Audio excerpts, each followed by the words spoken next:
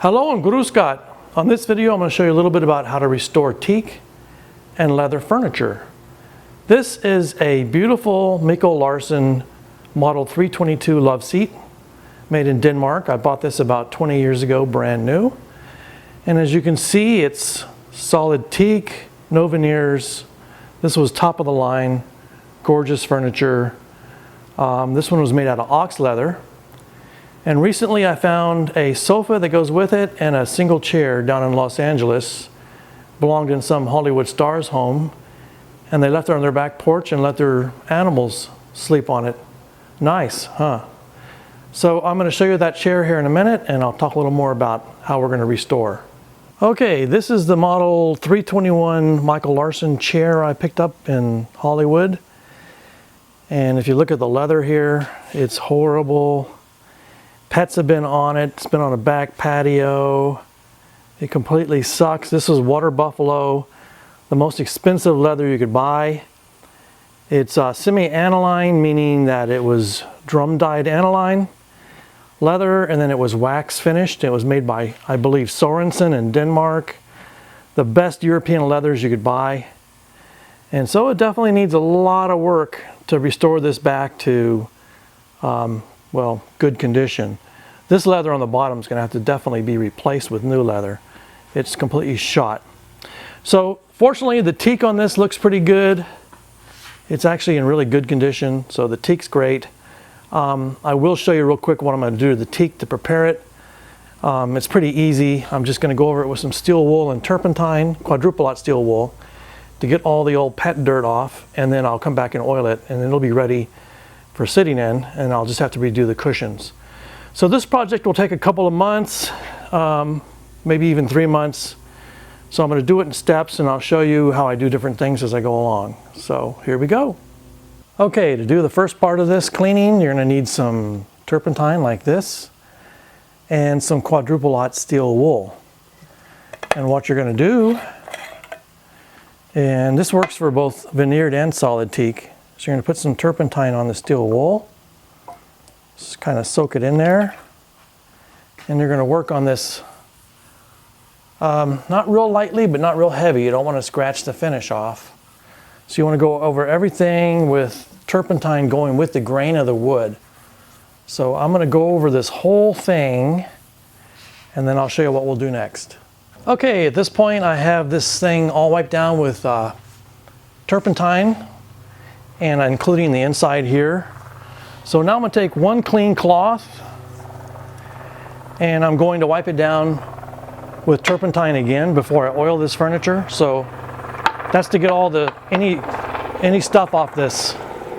So I'll just use some nice fresh turpentine and go over the whole thing like this, and then it'll be ready for oiling. This teak was actually in pretty good condition. Has one repair up front, but other than that, and one of these, two of these mushroom caps here are broken, and I fortunately have two new ones from Laursen from when I bought my furniture, so I'll install new ones. So I'm going to wipe it down, and then I'll show you how to oil it. Okay, at this point I'm ready to oil it. So I've got my Scan Care teak oil. Any good teak oil is fine. And so I'm going to generously apply it to a cloth and wipe down the furniture. Then I'll follow up with a dry cloth, and that'll really be it for oiling the furniture. So we'll do that, and then I'll show you how to start working on the leather. One thing I forgot to mention was if you need to refinish any spots, you can use Watco teak oil finish. This is not for oiling the furniture. You use regular teak oil for that. But if you need to finish a little small area or a small patch, this is what you use, is Watco teak oil. Put a little bit on there, wipe it right off, come back, put a little more later, wipe it off until you get the right degree of satin type or patina type finish. So just a helpful hint. Okay, the first thing you're going to do when you start restoring your leather, and since this is such expensive leather, I don't want to have someplace do it, because here in the Phoenix area, we only have places that come out to the house and spray it on, and they don't really do the proper prep. So to properly prep this, I got some chlorine-free baby wipes without scent, And what you do is you take the wipes and you wipe down the leather and try to remove any surface grime. And this is just part of many, many steps I'm going to be doing. Also, I need to determine if this is aniline, full aniline, half aniline, or partial aniline, or if this is what they call batik or finished leather. Well, I know it's not batik or finished leather because I know the manufacturer, and this should be a Sorensen hide that was put in here. So what I'm going to do is, before I even touch this, I'm going to put a drop of water on it and see if it absorbs right away. If it absorbs right away, then it's aniline. If it takes a few minutes to soak in, then it's going to be half aniline or partial aniline. So I'm going to do that and I'll be right back. Okay, I have a paper towel with some water in it. I'm going to squeeze out a drop of water and see if it absorbs in right away. And no, it doesn't. It's sort of sitting on top, even though this is an area that definitely needs restoration. So if I rub it in, it goes in, so it's partial or half aniline. So it gives me an idea of how I'm going to have to treat this to get it restored back to the perfect condition. So again, there's some wear areas here, no rips in the leather, but the leather's cracking. I'll be doing a lot of work on this video, getting it ready, and then we'll dye it in the end. So I'll show you how to do that. This is a long process. Takes probably gonna take me a month or so to do. So what I'm gonna do initially is wipe down all these cushions with the scent-free, chlorine-free baby wipes.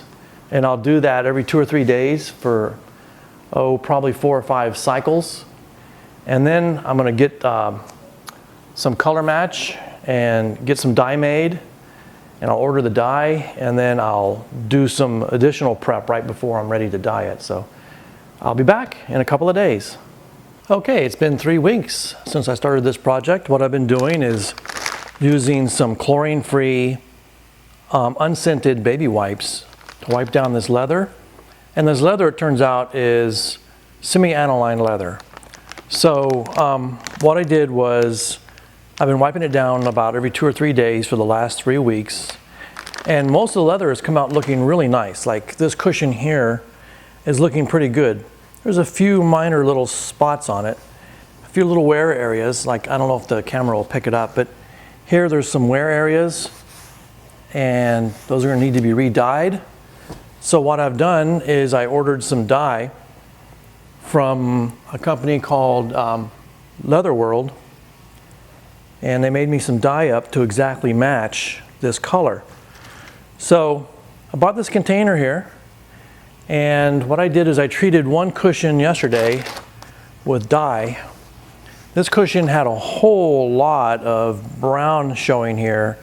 It really looked bad. It was all worn where a pet had been climbing over the side of the sofa, probably a cat, and it had been little peck holes all in here. I was able to completely dye all of that out and make it look like a brand new cushion pretty much. As close as it's going to be without replacing the leather, which I'm not going to do. This is good Sorensen leather. So that one's ready for my next step. So again, here's what it looked like sort of before with this brown stuff showing. And then I have some parts of the sofa, I'm getting a cushion right now, that are going to need a little more extensive repair. So here's one of the cushions where a pet has been sleeping. It's got some of this brown stuff here where the claws have caused problems, and it has some areas here that need some work. So what I've been doing is I've been cleaning these, and there's still some body oils in here from the pet where it had been sleeping. I have 2 cushions like this. So what I'm going to do is I'm going to do some more extensive cleaning on this, and I'll show you how to do that later. But in the meantime, I'm going to go to the next step on this cushion here. Since it's ready, I'm going to go ahead and start putting some fats and stuff back into this leather so it'll make it soft. So I'm going to get some stuff ready, and I'll be right back. Okay, today I'm going to start working on doing some dyeing on a couple of these sofa cushions. The problem is this is semi-aniline dyed leather. meaning that it was dyed at the factory with drum dye, aniline dye. It dyes it all the way through. But then when they got finished, they put a waxed coating on it. So the problem is you really can't properly re-dye waxed leather. There's no way to pull the wax out.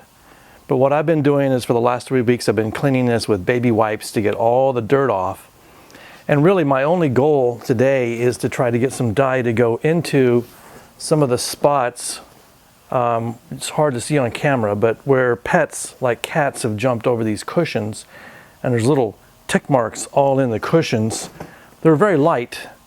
So I just need to put a very light coat of dye and hopefully it'll go into this area. And then I can remove all the excess dye so that it won't come off on your clothes. And then after that, what I'll do is I will fatten the leather and then I will wax it again. So the first thing I want to do to prep it up is you want to take some distilled water and you want to wet a cloth thoroughly with it. And I'm going to dampen my leather so that it'll get all nice and damp. So hopefully it'll take some of this dye. So I'm going to do that and I'll be right back. Okay, now I've thoroughly wet all this leather. I've dampened it down. I'm letting it sort of soak in.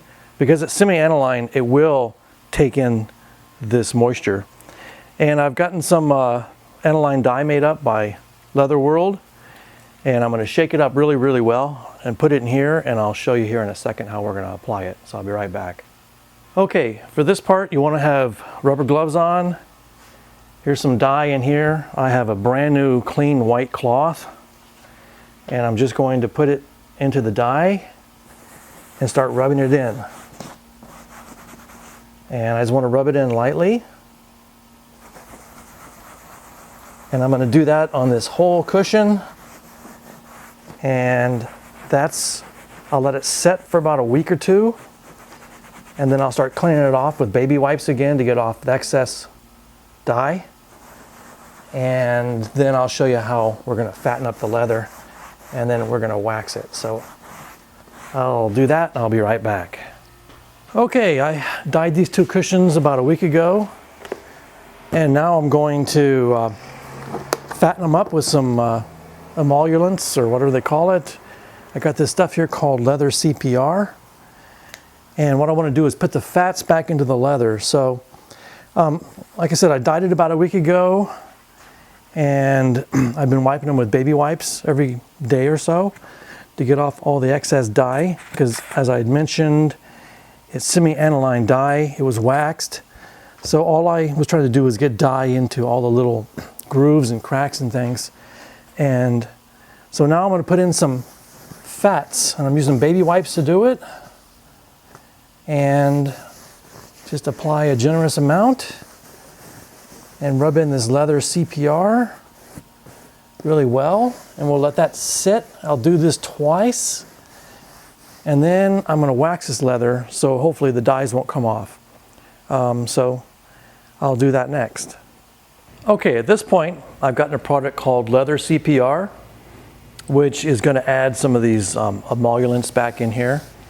So it says to use a sponge to put it on. Well, I'm not going to do that. I'm going to continue to use baby wipes. I really like these. So what I'm going to do is I'm going to put the product on the baby wipe. And I'm just going to rub it in really well and let it absorb into the leather. And so that's my next step I'm going to do. So I'm going to do that to both of these sidearm cushions that I have already dyed. And so the next time I come back, I'll be showing you what I'll be doing next, which will probably be conserving the lower cushion. I'll show you how to actually dye one of the cushions. I'll do that next. Okay, so here's the end result. This is a Mikael Laursen 321 single chair. And I've gotten the leather all completed on this. It took me about a month. And then I'm going to do the sofa next. It will be a couple of months because I have to have the cushions actually re-leathered on some areas. So I couldn't save the 3 bottom cushions. They're going to have to be redone. And so I'll have to go order leather and all that. But End result is the chair came out really great. A waxed finish on it, just like it was when it was new, and it looks pretty much just like new. So if you decide to try to do your own leather, just remember semi-aniline leather is real hard to work with because it's been waxed. You really can't dye over it, except like I did, you can dye over it as long as you clean it back off. And any of those places that come out and spray your leather with paint stuff, it's not going to stick over wax. So just forget about those places. It ain't going to work. So hope you try it and it works out for you as well as it did for me. So good luck and choose.